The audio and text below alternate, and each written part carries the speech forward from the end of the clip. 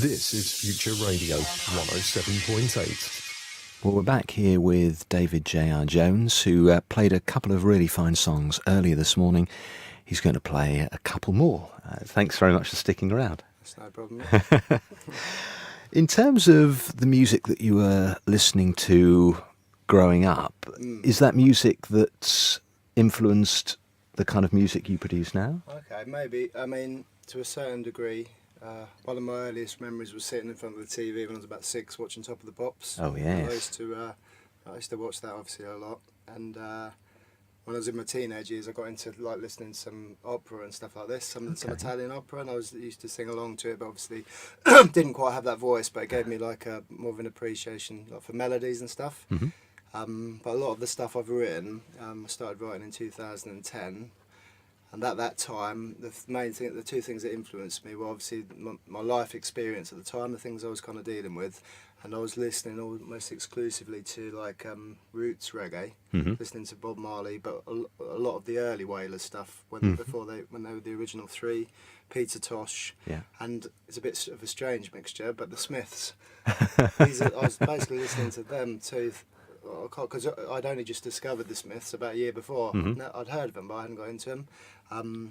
So yeah, that was quite. It wasn't like a direct influence where I thought, well, I'm going to write reggae or I'm going to write like the Smiths. It was just I was saturated in that, you know. Right. And both of them have got quite a big catalogue of songs. I went through it about 7 or 8 times, you know, within a year.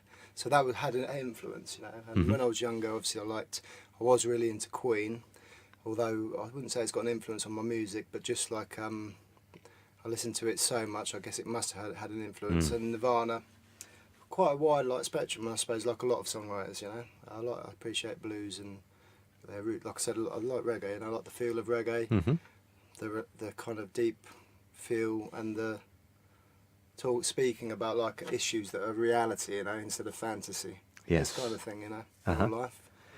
And then the sort of the decision, if you like, to sing the kind of music that you do, and actually, how would you define your music? You were dreading that question, weren't you? This is the one I can never.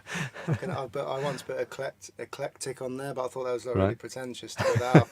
But yeah, I don't know really. I mean, I suppose it will fall into obviously like a singer-songwriter genre, indie, acoustic. And I don't like to call it pop because I think the words are too serious and. I don't think it is pop really. I think it is more indie acoustic, and I'm hoping it's progressing onto something. But I think when anyone comes up with a completely new genre, there's like so many forces at work. You can't ever plan to do that, and I don't expect to do that. You know what I mean? Do you know what I'm saying? You can see lots of different things, but yeah, probably as I say, like acoustic indie. You know, but the album I'm hoping to obviously record. That's going to have like at least. A bass player who plays electric and double bass, some percussion, and probably a second guitar. So it was never my intention for it to be purely acoustic, you know. But I want to, as things go on, if they go on, I want to keep both sides, the unplugged for some gigs, and then obviously the full instrumentation. That's the plan. So yeah. I think that's a healthy mixture, actually. Yeah. Keep grounded in what. And some venues as well can only cope with. You know, somebody in a guitar, whereas other venues are perhaps more suitable for a band, and a solo artist looks a bit lost. So, I think you're right, yeah. So. Yes, great. And you're going to play a couple of songs. What's this first track going to be called? Okay, this song is called Stay a While, and it's about when I was living in Norwich, and I first started writing these songs, or maybe 6 months after I lived in like a top floor flat in Norwich, and I was going through a hard time at the time, and there was a girl who used to come and visit me sometimes, and she used to bring me wine and tobacco, which is quite appreciated because I didn't really want to go out of the house at the time. She'd come over on a Saturday night, and we listened to music and chat. So it's kind of it's about that, but it's also about the fact it's a bit of like a double meaning. Suffering with like some kind of low mood, and it's also about the kind of relationship you can build up with. You can have with like some kind of depression where it almost becomes like a familiar companion, and you find some comfort in it, and you don't, obviously part of you doesn't want it to go. Right. You do want it to go, but also it's like it becomes familiar and secure. So it's got like a double meaning, and it's obviously like a lot of my songs. I also try and write them so it can apply to anyone's experience, like common experience. So yeah, that's what this kind of So yeah, it's called Stay a While, yeah.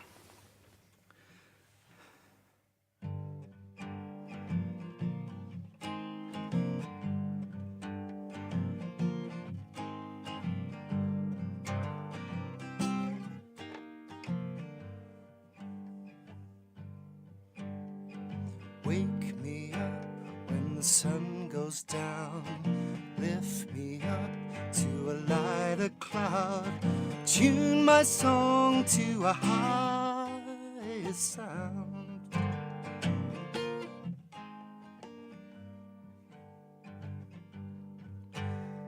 The spring is dark on our little isle. Summer's short, can you wait a while? The sun is warm, won't you stay a little while? A while, a while, can you stay a while? A while, a while, won't you wait a while? A while, a while, can you stay a while? A while, a while, can you stay a while? Can you stay a while? Won't you wait a while? Can you stay a while with me? Can you stay a while? Won't you wait a little while? Can you stay a while with me?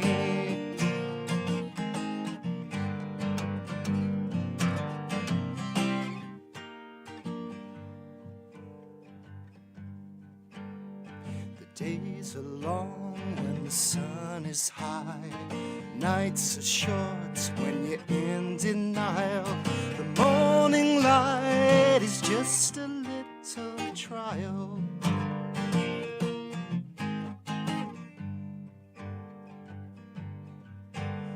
December's warmth in a little vial. The flame is bright if you wait a while. The night is young, can't you stay a little while? A while, a while, can you wait a while?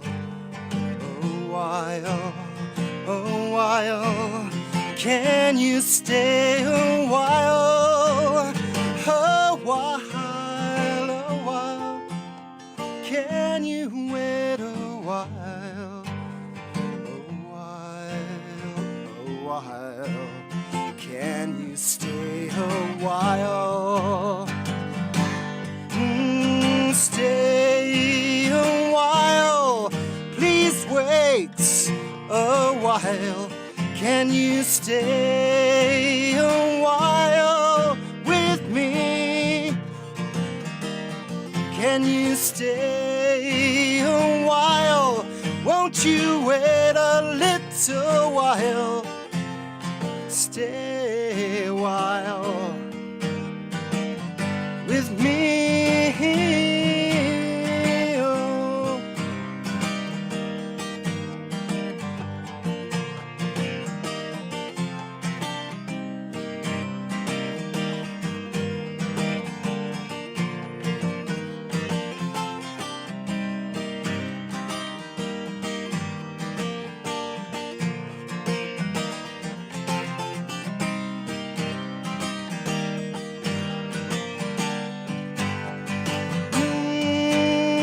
Stay a while, please wait a while.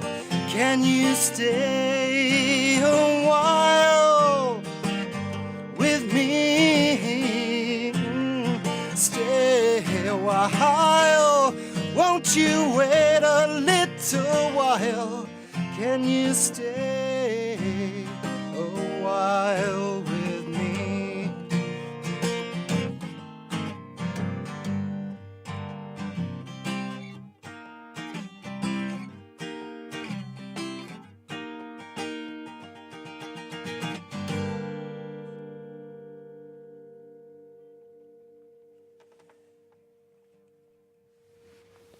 Goodness me, it's wonderful stuff. I do, but that's one of my favourite songs that I've written. Without being, you have like favourites. Hmm. I like singing that one, you know. Yes, yes.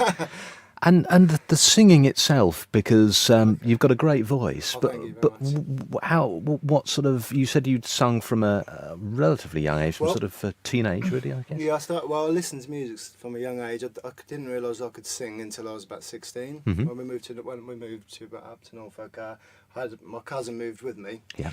We were good friends, but obviously I didn't have a really big social group for a little while anyway. And I just started to sing because I had a lot of time. I found I could sing in tune with a fair bit of power Yeah. and tone, so I carried that on. I found a lady in the local area who gave lessons. I had like 6 months of lessons, and I actually went and sung a thing that she put on for her students. I Right. sang "Hello" by Lionel Richie, which I Ah. probably wouldn't sing now. Just me and the piano. It's a great Yeah. song, but probably not my style. Yeah. But then she suddenly she moved away because of personal circumstances, and it's hard to it's really difficult to find a good vocal teacher in my Right. experience. Yeah. So I spent about 5 years in vain trying different teachers. I've never really learnt, and I stopped looking, and then. Obviously, I read a little bit about vocals technique, and when I started writing songs, I just thought I'm going to approach it in the same way I approach guitar. I never had lessons. I just learned as I went along. Obviously, got some books on chords, and I just learned guitar just how I felt, you know. And the same with the vocals, you know. I just, you know, there's certain elements of technique. Obviously, I focus on breathing and making sure the tone is placed forward. Pronunciation helps to pronounce the vowels. But yeah, I'd kind of mainly self-taught on guitar and vocals. Obviously, you pick things up, people give you little hints, you know, so friends Yeah. who play, so yeah. That's remarkable, I think, Okay. because it's wonderful. Yeah. I'll just Yeah. ask, appreciate it. In terms of people being able to see this marvelous music live, Okay, yeah. have you got much on the agenda, particularly moving now into 2015? Well, I've got, I can't really say for sure because there's a few different things that are possibilities at the moment. Okay. One of them is fairly, not big, but it's fairly interesting to me, and I would get to sing to a lot of people. But for this year now, it's kind of winding down. I had Okay. like a year off from gigging in order to sort a few things out, improve my guitar, and just get some inspiration really about the direction I was going in. So I've just recently did a gig at Journey's Bar last Friday. That went really well. I went to the Birdcage this Thursday for a little gig, but there's nothing now coming up for definite. Right. But I'm hoping next year to make it probably my busiest year for gigging, but that will still only mean I only like to really gig once a week at the most. I don't like to be around too much. You know what I'm Yes. saying? I don't know. I know. It then becomes a sort of special thing that people think, right, and all people's attention is focused on that one date. If you play, you know, a few dates or a few gigs in each week or something, then the audience might well be split, and you know, Yeah, and we could go and see him any time, you know. Yeah. It's also on my part. I'm quite busy at work, and yeah, I just like I enjoy it more as well if I gig Yeah. less. yeah, But, yeah, You know, so we'll see next year. I'll see what happens. Go with the flow. You know, it's my Yeah. new philosophy, really. yes. I like that, and people can find you online, and this is David J.R. Jones, isn't it? Which makes it easier Yeah. to find. Well, yeah. I mean, some people. Chad Mason at Journeys made a little joke actually about when I came on as David J.R. Jones the first time. Some reference to Dallas and my previous stage name being David Sue Ellen Jones. Just typical, like Chad. Quite funny and dry. But yeah, it literally is. My name is David John Raymond Jones. Both my granddads are John and my dad's Raymond. Right. So I literally just put that down to like differentiate me from like about 10 million other David Joneses. That's the only real reason, you know. So you can find me David J.L. Jones on ReverbNation.com, YouTube, SoundCloud. I use quite a lot, you know. So and if you put David J.L. Jones into a search, you should be able to find me, you know. Brilliant. And in terms of Christmas, is it a time of year that you have off from music, or? Well, I mean, when I started writing songs, I wrote quite a lot of songs around that time. Haven't really got a plan for that, you know. I think I am going to be quite busy with family this year. Yeah. I think this year I'm just going to relax now, and when January comes, I'm going to try and kick things off. Yeah, you know, a yeah. bit more. Yes. Just wind down a bit. So It's been a hard year, mate. so we'll have to wait a little bit longer for that Christmas album then. Yeah, it's not going to happen, mate. Yeah, well, Christmas is good in certain ways, not good in other ways. Well, let's move on and swiftly. And let's talk about the last song you're going to do today. What's that going to be? Well, this song is we were talking about writing songs earlier and approaches. This is a song where probably the only song I had. I thought I want to write about a certain subject, and I sat down and the words came to me within like 10 minutes. I wrote the entire song in terms of lyrics, and then I had to find a very certain kind of guitar progression that created the mood of the song, which had to be really relaxed and chilled, you know. But yeah, the song came together really quick within about an hour, which is rare. Sometimes it takes weeks, you know. The first song I played today, it took me a month to finish that, about 2 months to finish it. Right. So yeah, but this song is called Fragrant Vice, which is quite an unusual name, and it's basically about achieving certain states of mind, or creative states of mind, in order to be original and to get a different perspective, you know. So, and using certain things to induce that state. So I think that's all I'll really say, you know. But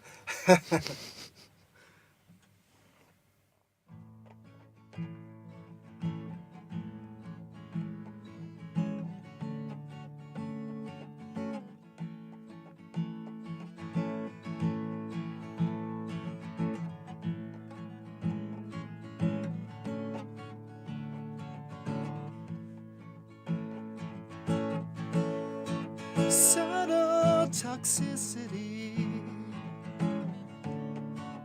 in a proximity, fragrant vice, illicit enticement, raising propensity,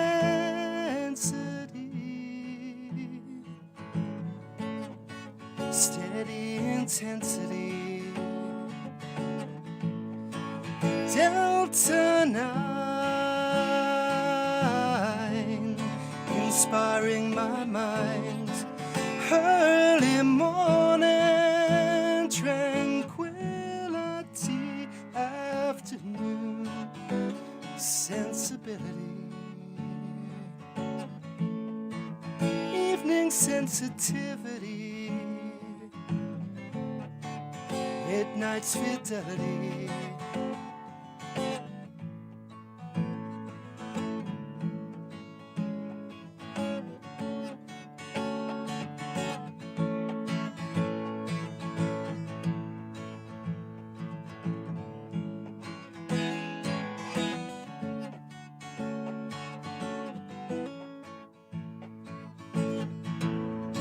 Subtle immensity, steady intensity, fragrant vice, delightful device, creative dimensions, relieving the tensions, higher frequencies,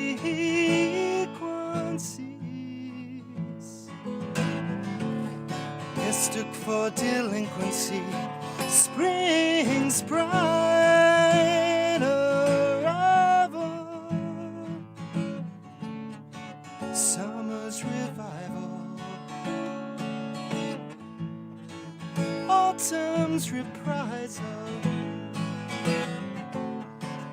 winter survival.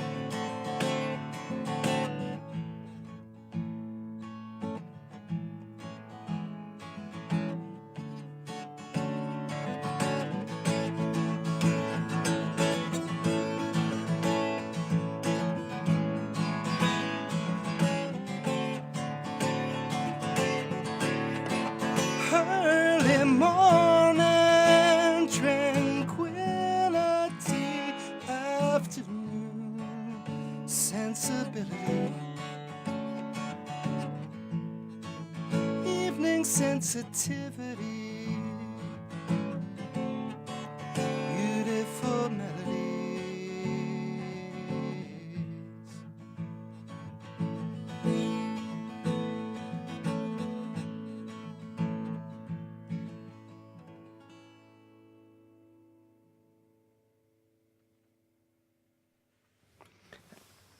absolutely beautiful and a really, really lovely session today. Thank you so much. Yeah, I really enjoyed it. Thanks for having me. No problem at all. So you can find David J.R. Jones on the internet, of course, Reverb Nation, SoundCloud, and on YouTube. Good luck with everything. Yeah, you too, Richard. Thank you very much. Thank you. And do please keep in touch, and you're perfectly willing to come back and play some more songs if you like. That'd be great at some point in the future. Be I'll great. definitely be Okay. happy to. Lovely. Thanks very much.